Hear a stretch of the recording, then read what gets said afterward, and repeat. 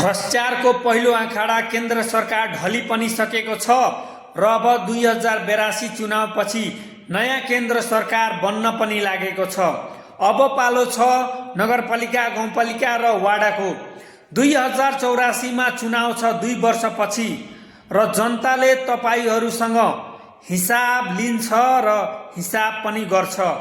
तपाईहरुले आफ्नो वाडा, गाउँपालिका, नगरपालिकामा जनताहरुको लागि कति गर्नु भएको छ, विकास के गर्नु भएको छ, कतिको सहजता बनाउनु भएको छ, जनताले यी आँखाले देखेको छ, यो दुईटै आँखाले देखेको छ र जनताले अब 2 वर्षपछि तपाईहरुलाई हिसाब गर्छ।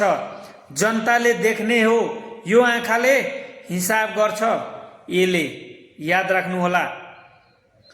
अर्को चुनावमा जित्ने सोचमा हुनुहुन्छ भने, चाहना छ भने अब बाँकी भएको 2 वर्ष चाहिँ पूर्ण रूपमा जनताको लागि के गर्न सक्नुहुन्छ भने प्रयास गर्नुहोला। नत्र 2084 मा तपाईहरुको नाम कसैले पनि लिन सक्दैन। जय मधेस, जय नेपाल।